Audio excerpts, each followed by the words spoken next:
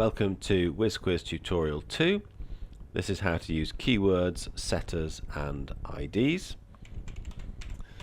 So I go to WIZZKWIZ. It'll automatically take me in because the cookies have saved my login details. So now to get different types of questions, I can enter keywords in here, I can enter question setters in here, and I can question IDs in here. So the most general way to do it is to do it with keywords. So if I want a statistics question, I just click there and I get a question as follows. So the graph above shows Bertie's weight in kilograms at each birthday. How old is Bertie when he first reaches 20 kilograms in weight? So the way to do that, go across to 20, read across there. So it's a bit of manual dexterity or a bit of good eyesight in reading across, and you can see when he first reaches 20 kilograms he's going to be between 4 and 5, i.e. he's going to be 4 years old. So click there, we got that right, and you can see our updated profile for how well we're doing on statistics questions. So that's basically how you get questions from any given topic. So another question here. The above pie chart shows how many people voted for each of the three parties in the last general election. 16 million voted in total. How many voted for the red party? Well, this is the red party here. Okay, we could have made this graphic slightly better. It's up to the person who sets the question. So that looks like, I'd say, slightly less than half of a right angle there. So if it was a right angle, that would be a quarter of the 60 million. That would be 4 million. So slightly less than half. I'm reckoning it's going to be a bit less than 2 million, so I'm going to try 1.92 million there. Okay, you can see from the way the question's been set up that most of the others are fairly obviously wrong. That one you've got to be a bit careful, so you've really got to look at very carefully what the graph is, but that's just the way that question is set up. So that's what we do in terms of using the keywords. You can also use trending here and quantity. So the most questions we've got in there are Spanish, second most is vocab, third most is golf rules. These are actuarial exam type questions down here, and you can see you can click on them as well if you want. So if you just click on Key Stage 2 Math Geometry, then the keywords come up here. So okay, so that will give us a Key Stage 2 Math Geometry question. Click on that, and there you can see what are the coordinates of the reflection of the red point in the blue line. Okay, so we've got to go across 3 there, so that is at 45 degrees, so across 3, up 3, so it's going to be 4,5.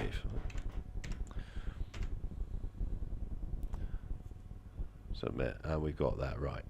So that's how you use basic keywords. You'll also, if you don't want Key Stage 2 Maths Geometry, suppose you just want a maths question, you can just put maths in like that and it will find anything with maths in. So you could get a maths Key Stage 2 maths number question, a Key Stage 3 maths algebra question, etc. So just to show that you're getting any maths question anywhere in the database. So 9 times 7 is 63, 3 minus 10 is minus 7, 3 times minus 7, so that's minus 21, so that's 42 plus 8, 50. Okay, you also see when you've got the question, you see what the actual formal keywords are for that. So I want to get lots more questions like that. I can just copy that in there, and I'm going to get lots more questions the same. Okay, that's from the same area of the syllabus effectively. So minus 1 plus 15 is 14. Okay, what you also see here is what the question ID is and who the question setter is. So that is the person, the unique ID of the person who set the question. So you can see my ID here is numerical ID is 171. So if I want just questions set by me, I just put 171 in here. If I want other questions just set by question set of 15, I just put 15 in there. So let's just try that. Okay, now it will find questions by setter number 15, which might be your teacher or somebody who sets really good questions, and needing those keywords. So if I take those keywords out, I'll just get any question set by setter 15.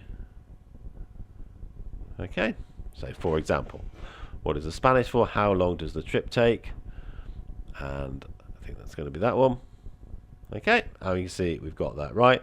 Our profile screen now is updated to all questions because we haven't put any keywords in here. Okay, the other thing you see here is the question ID. So if I just want to, not a lot of point with a pure multiple choice question of just asking the same question, but if I've got a particular type of question that I like, I happen to have seen question 3071, I quite like that question, I want to practice that type of question, I could just put that ID in there and I'll just get that question repeatedly. Okay, so the distance time graph shows how Chris travels to the football practice, plays football, and then travels back again. How quickly does he travel to the practice? Okay, well clearly here he's travelling to the practice there. That's when he's at the practice because his distances are changing, and that's when he's travelling back from the practice. So he's travelled to the practice 20 miles in 1.5 hours. So what is 20 divided by 1.5? I think that's going to be 13.3 miles per hour. Submit that. Yeah, and that's right. And if I press ask questions again, I'm going to get the same question ID because I've specified it in there. So let me try that again. As we see, we get the same type of question, but we've got different numbers because we're able to randomly generate the questions and randomly generate the graphs. Okay, so again, it's the same structure of the question, but this time we've got slightly different numbers. So this time it's taken 2 hours to travel 15 miles. So that's going to be 7.5 miles an hour. So if you just want to practice that type of question, you can just put in that question ID. Might also be worth noting if you've got various different types of questions, so you want to practice your Spanish, your maths and your golf rules. Okay, if I now click on that, I will get a randomly generated question from any of these areas. And also you can see my profile screen has now got Spanish, maths and golf. So what is the Spanish form for when does the bank open? Cuando cerran el banco. And that in fact is when does the bank close, so I've got that wrong. So it should be cuando abren el banco. So that basically shows you how to use keywords, how to use setters, and how to use IDs.